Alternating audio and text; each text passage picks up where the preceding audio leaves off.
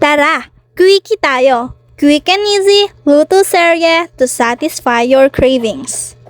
For today's episode, gagawa tayo ng nilagang baka. Here's the following ingredients.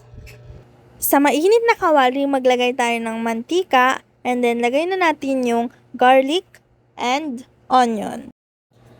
Halu-haluin lang hanggang maluto, tas isunod na natin ang luya.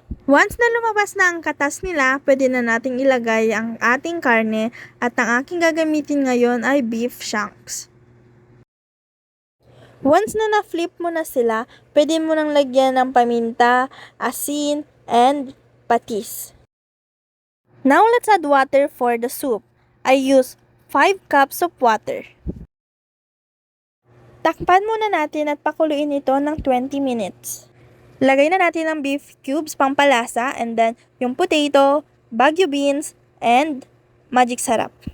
Then pakuluin lang natin ulit ng 10 minutes bago natin ilagay ang ating cabbage. Takpan lang natin ulit para maluto ang cabbage and then here we go! Our nilagang baka. Thank you for watching. Please like and follow. See you next time!